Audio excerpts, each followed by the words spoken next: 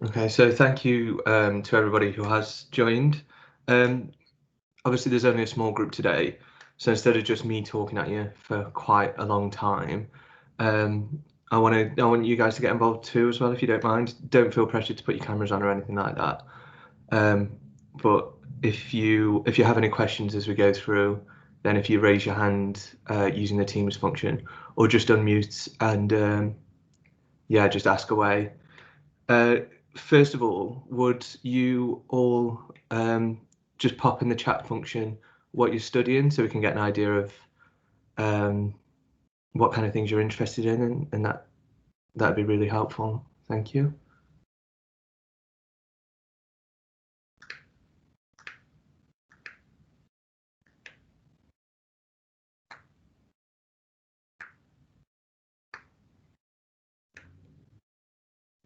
Okay, cool. So that's quite a mixed bag already.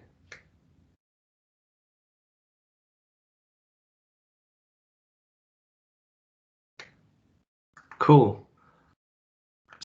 Do you have an active interest in local government or communities or anything like that? Are any of you involved in any community groups, or um, have you ever considered a career in local government before? Again, feel free to unmute or use the chat function. It's up to you.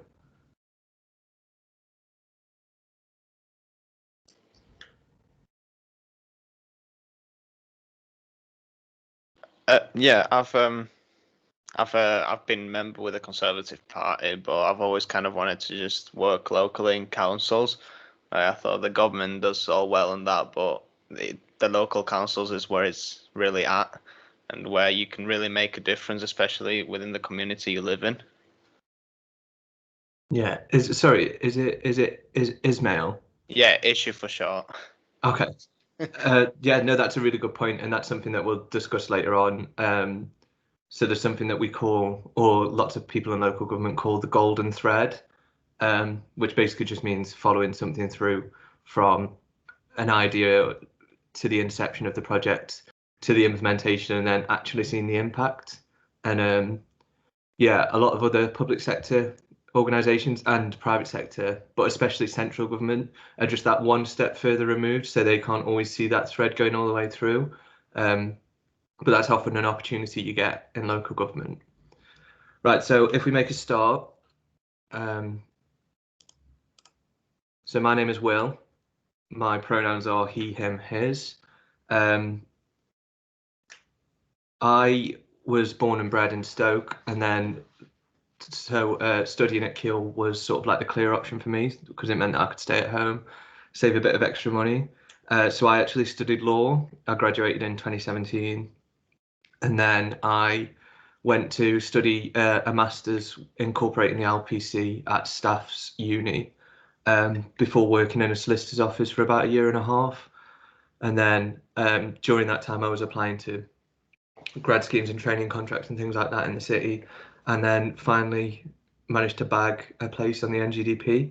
And not only that, I was also fortunate enough to get the job at Westminster, which for me was the best council. Obviously, everybody has got different aspirations and things like that, but uh, I would definitely recommend Westminster as a really good place to work, and we can talk a bit more about that as we go on. Um, so if you do join the National Graduate Development Programme, and you're successful and get into a council, you'll be what's known as a National Management Trainee, and that'll be sort of like your overarching job title for the next 2 years. You'll have the opportunity to take on a variety of different roles, and we'll go into a bit more detail on that as well. And it's usually either 3 or 4 placements over the 2 years for either 6 or 8 months, respectively. And at Westminster, we take on 4 roles with 6 months each. So I'm currently in my third role, as you can see there, digital connectivity officer. And then previous roles have included the innovation and excellence lead and a media officer.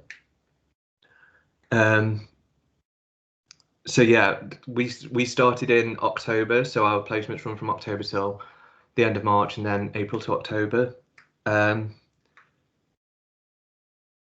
Yeah, again, if you have any questions about what I've done and things like that, we will come onto it in a bit more detail, but please just feel free to interrupt and we can discuss as well. So if we look at the agenda, we're going to be, I'm going to try and enlighten you on just exactly what local government is, as well as what the program is, why I think you should choose it, and why you may be a good fit for this kind of sector and these kind of roles, who we look for on the scheme, and then if there's any questions at the end, we can discuss those. So what is local government? So does anyone have an idea that they want to share with us about what local government might mean to them? Oh, sorry.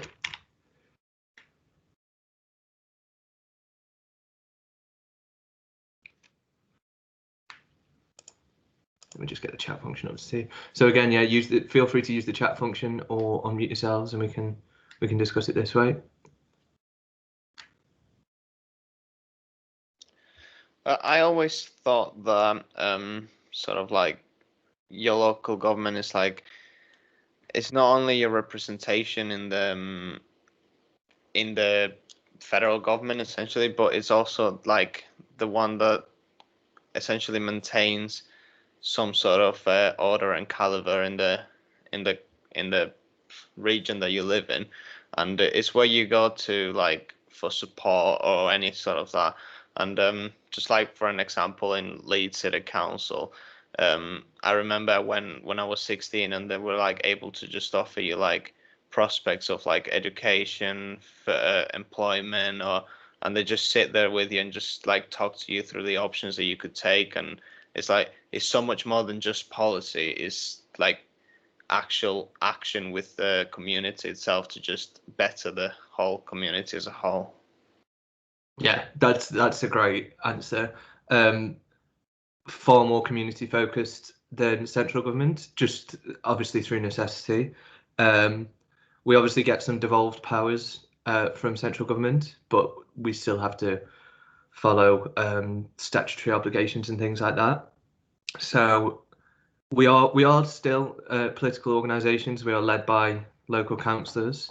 They're elected by the public for a term of 4 years. They are obviously elected during the local elections, and it's on a ward level. So depending on what constitutes the ward that you live in, you might have a couple, you might have only one, you might have 3 or 4. Just depends on usually the population density to ensure that obviously everyone's interests are looked after. They operate in a party political system similar to central government, and similar to MPs, they will run surgeries where residents can go and speak to them and discuss any issues. And if they can't help them at that point, they will help them get in touch with the local MP or lobby central government. So in Westminster, there's a lot of lobbying of central government that goes on, just due to the proximity of the two organisations, and also the fact that Westminster is usually the borough where policy can be tested. So we try and influence that as much as possible to be a sort of exemplar to other local authorities. So councillors provide the political steer and the priorities for the organisation, and this will be based on their priorities that form the basis of their campaigns, and hopefully also the needs, wants, and also the lobbying of residents, businesses, and other interest groups within the local area. So then the officers are the people within the organisation who look after the day-to-day tasks. So we basically focus on delivering those priorities, and officers are usually apolitical. So that doesn't mean that in your private life you can't have political affiliations. On the most part, however, there will be some roles which are deemed politically sensitive, and therefore you will have to completely act in an apolitical way. For example, things like policy and communications, those kind of roles that are quite strategic, you will need to be apolitical for those. So there's 343 councils in England and 33 in London, and then also in London you've got the Local Government Association and London councils and the Greater London Authority. So there's lots of different options. Councils have up until March to sign up to the NGDP, but if you keep an eye on their websites, you will be able to see partner authorities that have already joined up or ones that have joined up in the past to give you an idea of what might be available. And then, as I was before I joined, you might be unaware of most of what a council does. I thought they just sort of looked after like adult social care and then street cleansing, that kind of thing, but actually it's a lot more than that. And we deliver over 800 different services, which obviously vary between different organisations. But if we have a look at the next slide, there is an example of some of the different services that we provide. So some of these are statutory obligations, like adult social care, public health, domestic violence, crime reduction, those kind of things, which means we have to do them. And in fact, most of the ones that you can see there, we have to do. However, there are or there will be different projects or different programs within different areas. For example, a regeneration project can mean a different thing to each different area. For some, it'll be more housing focused. For some, it might be an economic regeneration program. For some, it might be the regeneration of some leisure facilities or green space, that kind of thing. So it really does vary depending on where the organisation is. And some of these services will also vary in size and importance between different organisations. So for one clear example of this is communications and media. So in some organisations, you will have quite a small team that deal with all facets of communications, including sort of like press handling, delivering campaigns, marketing, social media and digital content, websites, and that kind of thing. And then, for example, at Westminster, because it's quite a prominent borough, there's always a lot going on. We've got historical areas like Soho, the West End, and Oxford Street and places like that. So we have quite a large communications department with its own dedicated press office, which is where I carried out my second placement, a dedicated campaigns team, digital team, website team, everything that you can imagine within communications, there's a separate team to do with it. And you might have seen some of the examples of this. So we got some national coverage when we allowed bars and restaurants in Soho have outdoor chairs and tables licenses to deal with social distancing during the summer, and now we've extended that through the winter. So that's something that we managed to get a lot of coverage on. Yeah, and the idea of this kind of department is always just to be like protecting the reputation of the council and spreading the word about good work that we're doing. So if there are any questions at this point, again, please just raise your hand or speak up or put something in the chat. But if not, we can carry on. So what is the NGDP? So it's the National Graduate Development Programme. If you're successful in your application, you will be offered a 2-year contract with your organisation. So at most councils, these will be 2 years fixed term contracts, and then you will need to obviously have a look at their retention rates and things like that. At Westminster, we're fortunate enough to be offered permanent contracts, which means that once our 2 years on the NGDP are up, we're guaranteed a role within the organisation. But that doesn't necessarily mean that you have to stay. And it's important to note that it might seem daunting as a graduate just getting a 2 years fixed term contract, but actually the skills and expertise that you pick up within those 2 years will really boost your employability. And we'll talk a bit more about that later. So yeah, as I mentioned before, you will do a minimum of 3 different placements across the council services. So those would be for 8 months each. But as I said, you also had in some councils the opportunity to do 4 placements for 6 months, which might seem like a short time, but actually it's quite good to have that kind of shake up. At the end of the 6 months is when you start, or not when you start, but when you definitely feel more comfortable in the role and your sort of expertise, and you start to own it a little bit. So instead of getting complacent, then you're thrown into another role. So it's it really allows you to sort of become more adaptable and better at building relationships quickly and making an impact more quickly, all of which will benefit future careers. Um, so obviously the salary will be something that most people are interested in. It definitely was a big factor when I was looking at different schemes. So it's approximately 25k. Obviously, this will vary from organisation to organisation. And in London, you may earn a little bit more if they apply London weighting to it. But I think that's actually a really good graduate salary, to be honest. And yeah, the thing about the scheme is you can come to it straight from graduating uni, or you can come to it a little bit after, like I did. So it's actually if you come to the scheme straight from graduation, then it's a really good salary. There are usually over 50 different councils to choose from.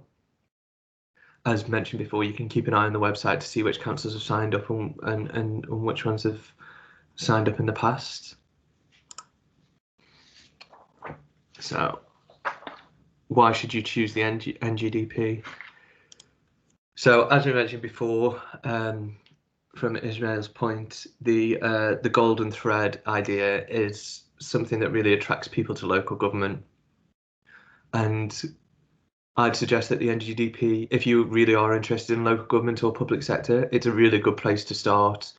It allows you to cut your teeth on these kinds of issues with lots of responsibility, not as many restrictions as you might perhaps get if you went into the civil service, because they're a lot more policy driven.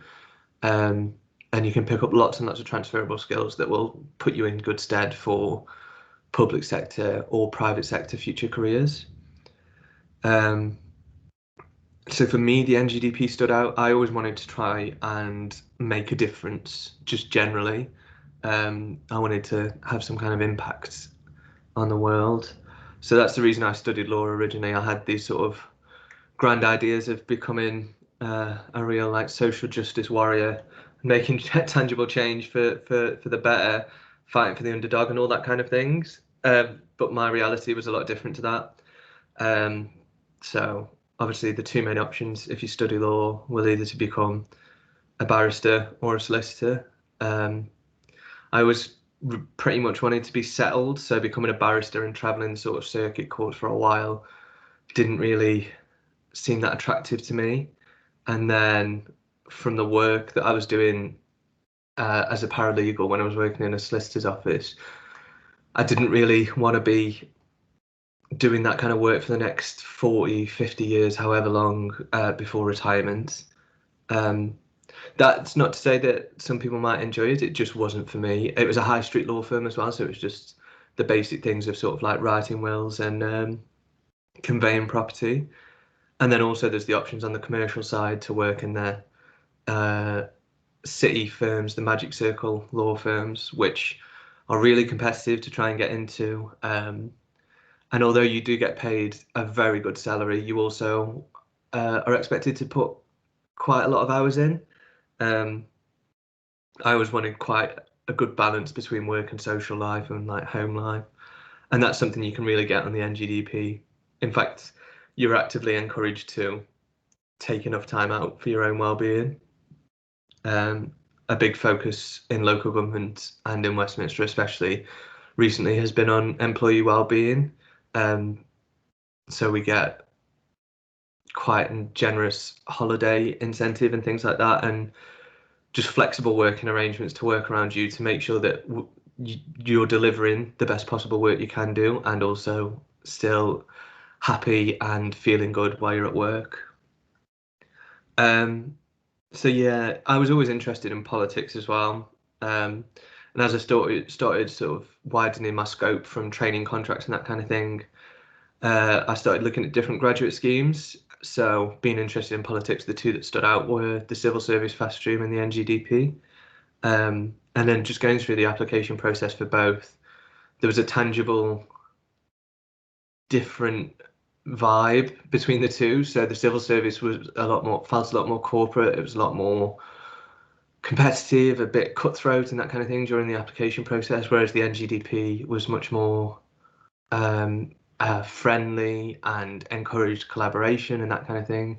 And you're actively told at sort of every point of the application process that you're not fighting against each other to get jobs. You are literally just you're trying to show why you're the right fit, and it's much more important to be the right type of person and have the right type of outlook than have the best grades or have the best work experience and that kind of thing.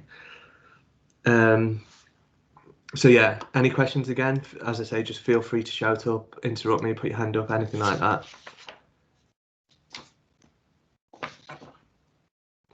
So the last thing to say on this part as well is just to say that reiterate that from the outset you are given real responsibility, and you're expected to deliver high quality stuff. So it's not to say that the job's not difficult, but you can still enjoy yourself as well and still have a good social life, and you will likely be part of a cohort of grads, so you can make friends with them immediately. You will receive lots of support. There'll also be lots of young people, so you definitely won't feel isolated. And also you might end up finding something that you really enjoy that you never thought about doing before. So this goes back again to the point about not potentially knowing everything that a council does. You might find yourself thriving in something like adult social care or public health when you've never really had an interest in that area before, or I think there's a literature grad in the. Yeah, so Izzy studying music and English literature, you might find yourself doing really well in economics or something like that, something just completely different to what your background's in. So yeah, it's such a good opportunity to actually broaden your horizons and get experience in lots of different areas. And then the best part about local government really is that there's local is subjective. So wherever your aspirations of living might be, whether you want to live in a little village, whether you want to be close to home, whether you want to move to a city, whether you want to go to a combined authority so you've got a bit more scope, or just anything like that, there is opportunities everywhere. So it really is a viable career option.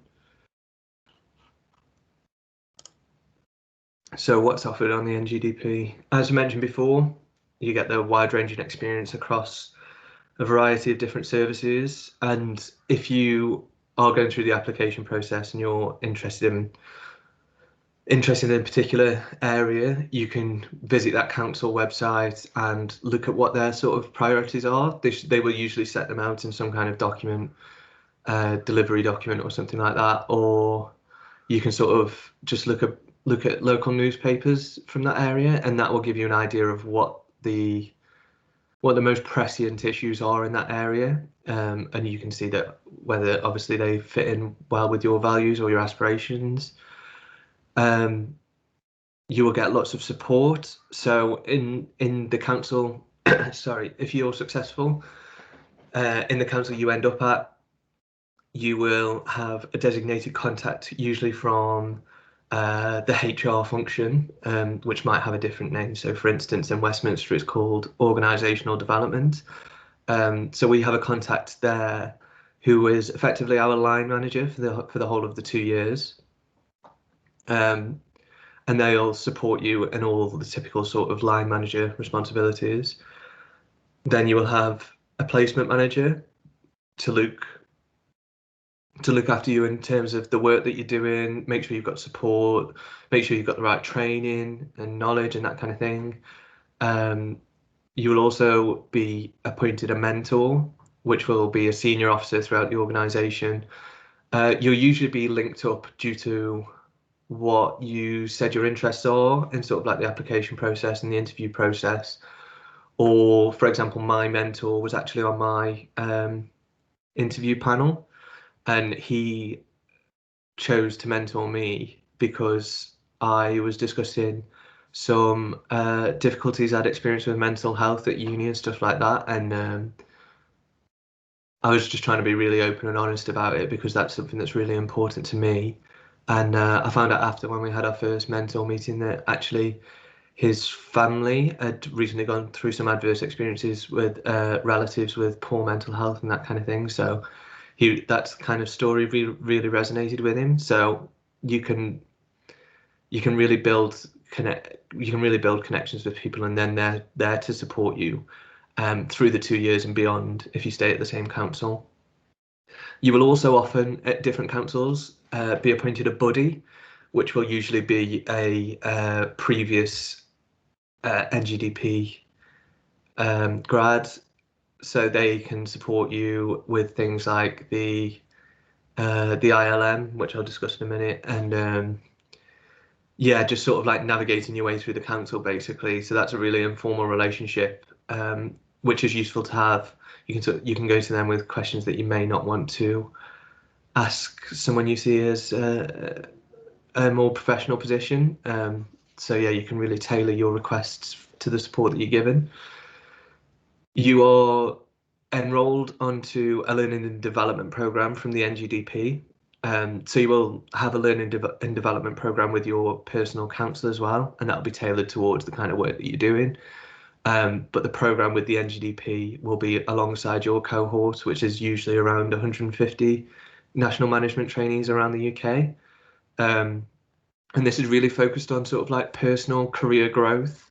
So a lot of it's about improving public speaking, how to be more persuasive, uh, local government knowledge. So like learning the difference between revenue and capital funding and that kind of thing. Basically, it's to help you become a local government expert at the same time as developing your employability and your sort of like career aspirations. And they focus a lot on creating a personal brand, which is there to help you sort of survive the world of work and navigating your way through different organizations and things like that. You will also be put onto a level 7 Institute of Leadership and Management qualification. So this will include, so it's a research topic basically, and you will have to do a 500-word project proposal and then two 3,500-word essays, well, reports, I suppose.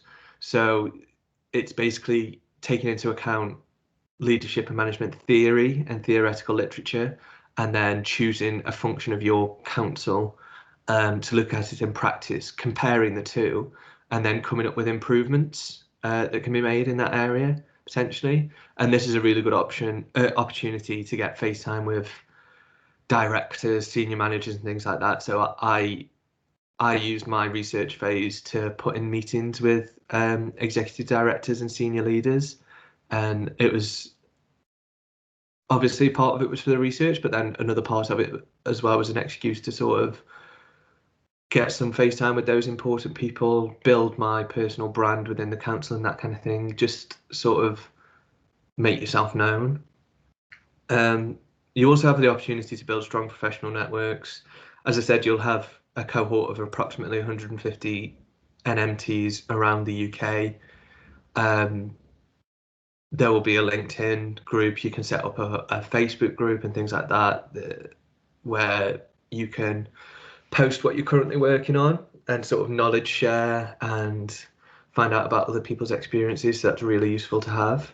And then, as I mentioned before, your well-being is really important. So flexible working, generous annual leave, and season ticket loans are all standard practice to sort of reduce the stress on officers.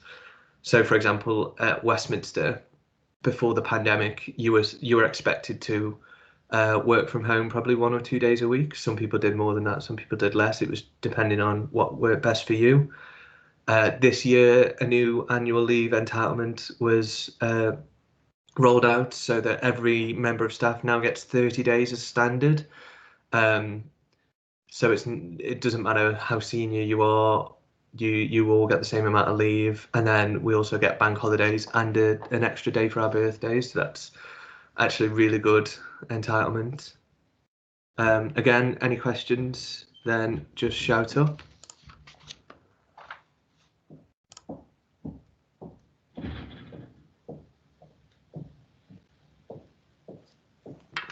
I'll just give it a second.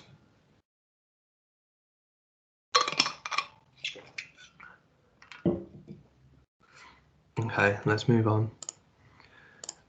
So these are some example placements from past National Management Trainees. So it gives you an idea of the sort of varied nature of the work and how some can be really strategically important to the whole organisation. Some are more important to certain functions or communities, but you will always get a sense of sort of like job satisfaction. So my placements, for example, when I was leading on the Innovation and Excellence programme, that was I had quite a different experience to the rest of my cohort. So it was sort of a standalone function outside of any particular department or directorate. It was mainly staff focused, so there was no political element to it really, or no big P political element to it. It was me. It was the whole of my job. It was part of my line manager's job, so I had a lot of autonomy and responsibility. And the chain of command was me, my manager, who was a senior officer in finance, and then the next level up was straight to the executive director. So there wasn't the usual bureaucratic chain of command, and it was really good. It was really good experience for me, sort of presenting ideas and having regular catch-ups with an executive director, because you don't necessarily always get there in your first placement. You will always get there at some point. It just depends when, but it was really good for me to have that experience first up, because it sort of knocked any jitters out of me that I might have had otherwise. Then my next one was in the media team. So that was a really good opportunity for me. I got to learn more about the political function of the organisation. Spent a lot of time working with the leader and cabinet members and councillors. All of that kind of strategic and political work and reputational work. So it was good to see a very different side of the organisation. And then now I am project managing a fibre rollout project.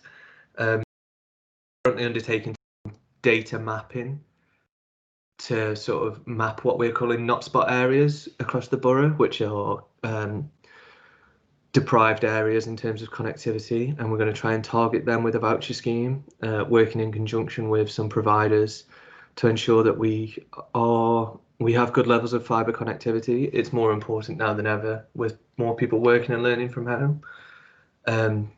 So that's an example of a sort of priority change as well. So this project was always going to happen, but the strategic importance of it is now much higher due to the pandemic. So things can really change. So yeah, has anyone got any questions about the placements that I did? Or if you don't feel comfortable right now, feel free to save them till the end. Or any questions about things that you might be interested in, I'm willing to answer. My cohort was myself and 8 others, so we've got quite a varied experience between us. Lots of different placements and things like that.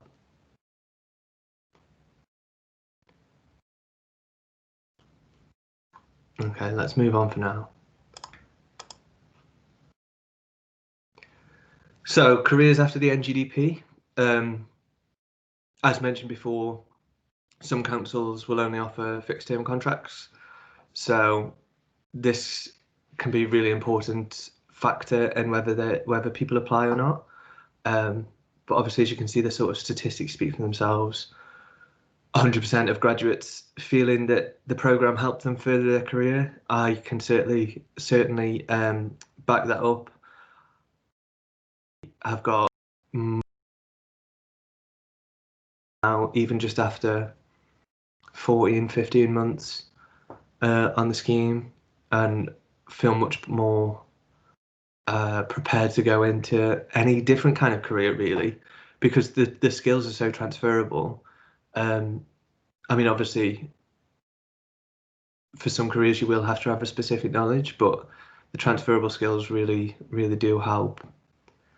So, for example, just harking back to my media placement, the rest of the press team had all either had lots and lots of local government communications experience or journalism experience. So there was people who had worked at ITN, people who had worked at the Daily Mail, a couple of other people who worked at broadsheets and stuff like that. And I was there with no kind of journalistic experience, no specific expertise in comms or anything like that. And because of the prominence of the scheme, I was allowed to go and build up that experience, which you wouldn't really be able to get anywhere else. And now I feel like I could go out and get a career in comms if that's what I wanted to do. So the retention rate obviously there is pretty high as well, 88% employed by their placement council. And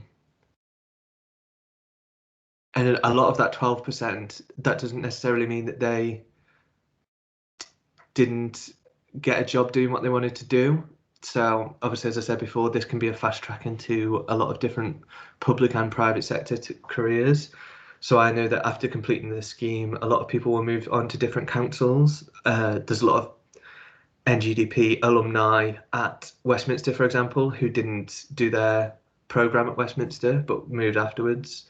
I know that a lot of grads after the scheme go on to work for the civil service in the different functions of that. So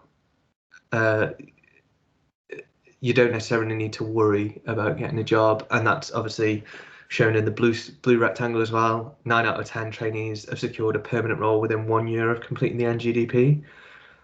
And again, that 1 out of 10 that doesn't secure a permanent role, there's lots of within the public sector, there's lots of secondments, there's lots of fixed term contracts and things like that, because people in local government enjoy moving from different places and don't really want to stagnate in one place for too long, especially more in recent times. So it is likely that more people than that had a job that they were enjoying. It just may not have been a permanent role. So again, any questions, shout up. If not, save them till the end.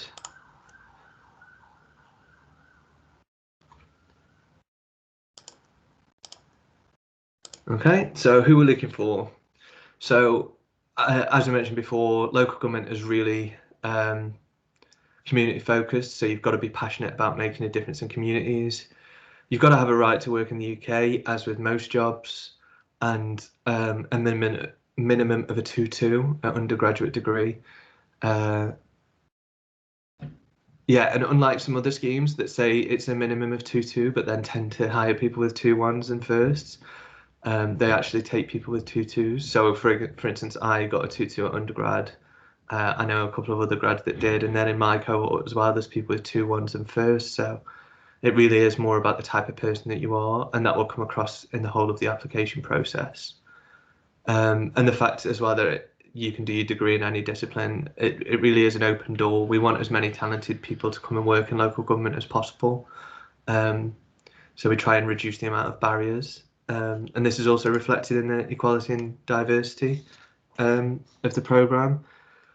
So reasonable adjustments can be made throughout if you let the team know. There are networks on the programme. So this means like BAME networks, LGBT networks, women's networks, things like that. So for example, in Westminster, we have a BAME network, an LGBT network, a women's network, a family network for parents who are returning from maternity or paternity leave and working flexibly and that kind of thing. And we also have an ABLE network, and they actually steer lots of different projects. So yeah, if you have any questions about that kind of thing, then please shout up. The idea is obviously to reflect the diversity of the communities we serve. We want to be representative. Otherwise, the communities will suffer. We have to have that kind of shared lived experience with the communities. Otherwise, how are we supposed to know what's best for them? So it's really, really important. And also, your graduation doesn't have to be recent. As I said, I graduated in 2017, got onto the scheme in 2019. There is someone on my cohort who joined at the age of 26 because she wanted to change careers. And then there was also someone who came straight from university. So it really is a mixed bag. So the key dates for your application process. So applications are already open. Closed on the 6th of January, so you've got quite a lot of time. The application form is not long and difficult and arduous. It's just a basic application form to get some information on you. In February, if your application is successful in the SIFT, you will be invited to video interview. This is basically just to test why you're interested in local government and the type of person that you are. And then you will, if successful in that, you will go on to the assessment centres. So I'm not 100% sure on what the assessment centres will look like with them being virtual. Fortunately, I got a in-person assessment centre, and that was 3 different exercises. It was a group exercise, a presentation exercise, and a writing exercise. And if anyone has any questions about that, happy to answer them. Yours will probably be something similar. Then in April 2021, you will be able to interact with the council's offering places. So it'll be something similar to this. Again, mine was in person, so it was an open day, similar to obviously at university when you can go and pick different sports or different groups and that kind of thing. So it's basically the opportunity for you to go and speak to the councillors you think you might be interested in, find out more about what the programme looks like from their point of view, what work you'd be doing and that kind of thing. And then you pick a short list of 6 different councils and 3 different locations. You don't have to pick 3 different locations, but basically, if you pick competitive councils, you will be given interviews at your top preferences. And then if there's other councils within that area who haven't had many applicants, you may be drafted into interview for them, just to give you the best opportunity at being in the area you want to be, even if it's not quite the council you wanted to be at. Then in June, you will undertake your interviews at the separate councils. You will receive your offers a couple of weeks later, and then you will start in autumn if successful. So these are some of the key skills and behaviours that you will be assessed on during the application process. They're all pretty standard and also quite easy to evidence. So the best thing to do is, especially at interview, if you resonate really strongly with any of these, then come up with strong examples where you can evidence these in use. It's not enough just to say, I'm organised and I'm a driver for results. If you've got evidence, then you will definitely stand out amongst other candidates. And we've basically come to the end. So there's some useful contact information for you there. Feel free to email the support email if you need to get in touch with anyone. If any of you would like it, I'm happy to drop my LinkedIn URL into the group chat. Just ask, and then you can ask me any specific questions about my experience or about Westminster or that type of thing. but yeah, so we've got 10 minutes or so left. So please ask some questions and then we can go. Okay, Ismail.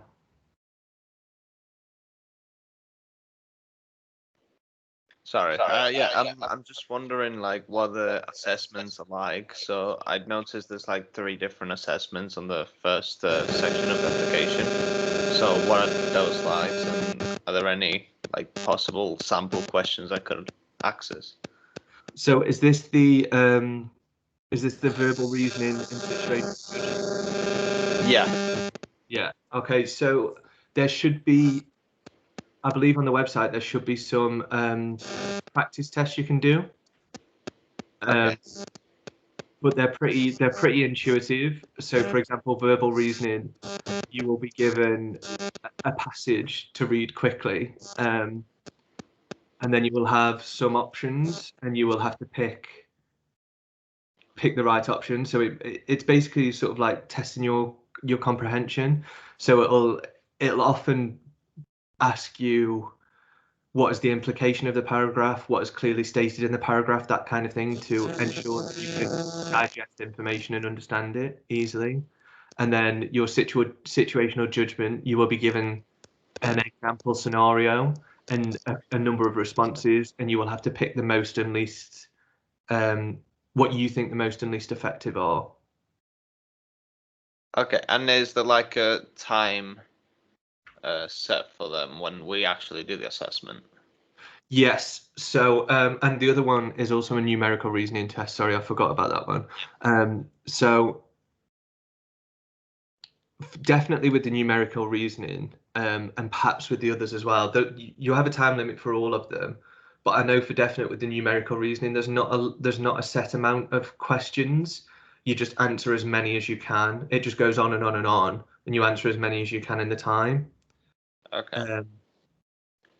But I can try and find that out for you, or if you want to email um, the support email address on that slide, then they will have more detailed information. Okay. Will do. Thanks. No worries. Anything else from anyone?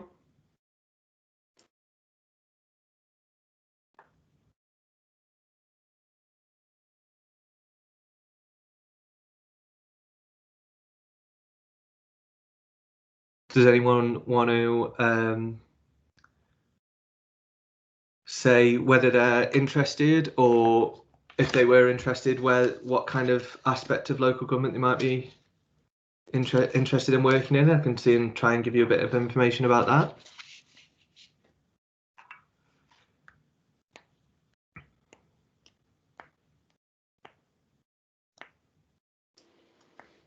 Do you know much about the campaigning side of it? Yes. So do you mean the political campaigning or the campaigns that we'd run through communications? Political. Okay. So as an NMT, that's not something that you'd get involved in. Mm-hmm. You should, so throughout election periods, we operate under what's called PERDA, which means we have to be even more apolitical than ever. Yeah. Because we don't want to be seen as favouring one particular side or another. As local government is so community focused, you want to operate neutrally so that the communities can be sure you're doing the best for them. You're not sort of favouring one side or another. But the reality of it is that most localities will sort of be entrenched. So regardless of what the constituency does in terms of a general election, most local authorities will tend to stay under the same party leadership at council level. But yeah, so that's not something that we particularly get involved in. It's in some sorry, Izzy, I've just seen your question. I'll answer that in a second. In some positions, as I said before, they were not counted as politically sensitive, so you could still work as an officer so you could work in one area as an officer, and if you lived in a different local authority area, you could campaign in that area. but that's something that you definitely have to check with your line manager first. Okay. It's all about being transparent, really. Yeah. So yeah, just it's sort of apolitical unless you really want to do something. Then speak to your line manager and make sure you get permission. Okay. Thank you. No worries. So Izzy, is there anything I can do while at uni to improve chances of getting it in? So there's not anything that you sort of required to do or even suggested to do. If you can perhaps reach out to your local authority or reach out to a local authority in an area you'd be interested in working in, find out a bit more about what they do, then you will be able to better articulate why you're so interested in that area. But yeah, there's nothing. I mean, obviously, it's always useful to go and do any kind of voluntary work within the community or that kind of thing to demonstrate your passion for the community. And you can sort of build up your repertoire of experience, and also it'll give you more evidence to discuss throughout the application process. But it's really up to you. Before I got into the scheme, I didn't necessarily do anything extracurricular in order to get onto the scheme, because as I say, it's not necessarily expected, but it definitely, if you're interested in that sort of thing anyway, it definitely doesn't hurt. If I haven't answered that, then just let me know. Sorry. Fariha, besides passion, what other skills are valued and looked for? So as with anything really, kind of like critical and analytical thinking, a lot of local government is about taking in lots and lots of information, digesting it, analysing it, looking at it with a critical eye, and then coming up with what the best course of action will be. And that's what, as I mentioned, that's obviously what the verbal reasoning is based on. It's kind of what the situational judgment is based on. It is definitely what your assessment day will be based on. So, for example, in all three, the presentation, the group, and the writing assessment, you will be given a scenario. You'll be given a few different things that have happened, and then you will be asked to make recommendations. So you have to be able to look at a considerable amount of information, digest it and understand it really quickly, and then come up with the best steps and be able to justify that from the information. And then usually you will be thrown a curveball just before the end, which will mean that you will either have to adapt your recommendation slightly or stick to your guns. But yeah, it's basically that kind of critical and analytical thought, and being able to back up your argument, have courage in your convictions. Anything else before we end from anyone? And if I haven't answered any of those questions satisfactorily, just let me know.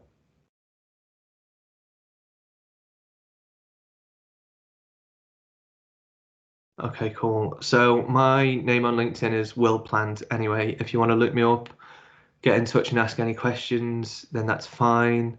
If you want to ask me anything specifically via email, then if you email the NGDP support and just ask them to put you in touch with me, I'm more than happy to do so. And that goes throughout the application process.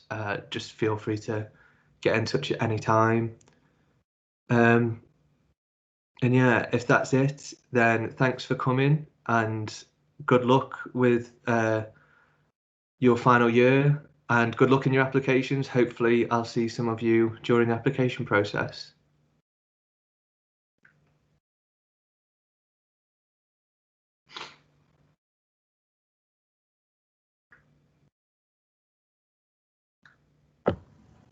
Thanks for that, Will. So, thank you for having me.